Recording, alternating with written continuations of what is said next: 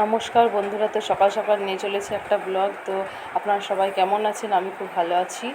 তো টিঙ্কু মণ্ডল চ্যানেল আপনাদের সবাইকে অনেক প্রণাম ও ভালোবাসা জানাই। আজকের ব্লগ, তো ব্লগটা আপনারা শেষ পর্যন্ত দেখবেন, আপনাদের ভালো লাগবে।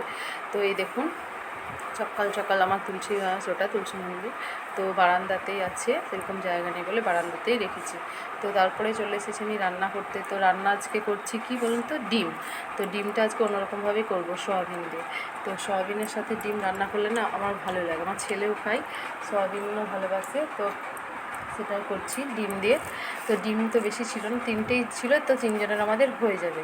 তো এই দেখুন, তারপরে আলুগুলো কষানো হয়ে গেছে, তারপরে মানে তেল দিয়েছি কড়াইয়ে, তারপরে তেলটা আনার পর ফোড়ন দিয়ে পেঁয়াজগুলো দিয়ে দিয়েছি।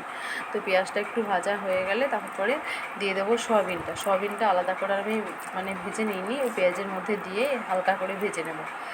ভেজে নেওয়ার পর মশলা দিয়ে দেবো।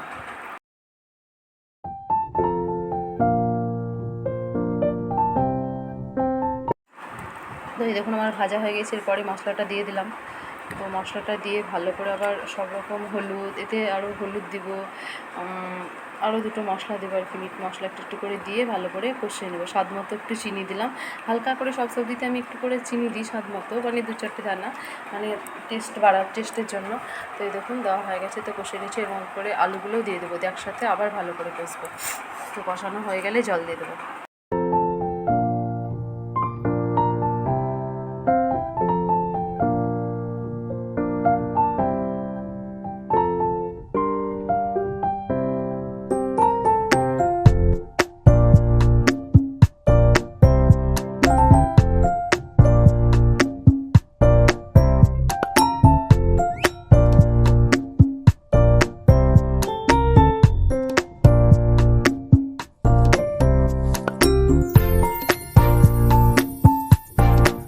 তো এই দেখুন জল দিয়ে দিয়েছি। তো আপনারা এইভাবে কারা বানান তো বলবেন, বা কেমন হয়, বানিয়ে দেখবেন, খেতে খুব ভালো লাগবে। তো আমি তো ডিমের সঙ্গে সয়াবিন দিয়ে মানে মাঝে মধ্যেই করি, আমার তো খুব ভালো লাগে, জানি না আর মানে সবার কেমন লাগে। তো এই দেখুন এরকম হয়েছে, ভালোই লাগে। তো আপনারাও বানিয়ে খেয়ে দেখবেন, কেমন হয়েছে বলবেন।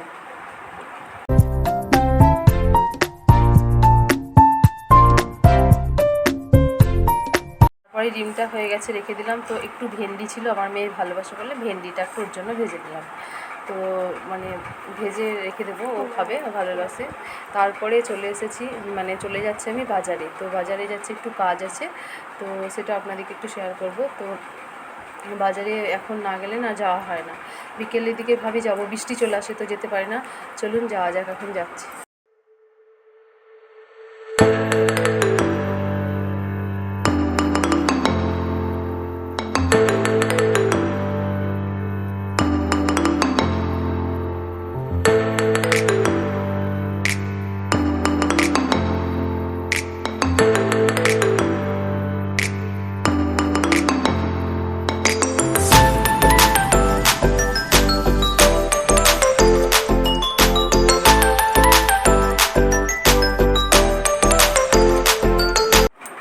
তো এই দেখুন বাজারে আমার কাজ হয়ে গেছে, যে কাজগুলো ছিল তো সমস্ত কিছু হয়ে গেছে। তারপরে চলে এসেছি সামনে একটা মিষ্টির দোকানে। তো মিষ্টিগুলো খুব ভালো লাগছিলো।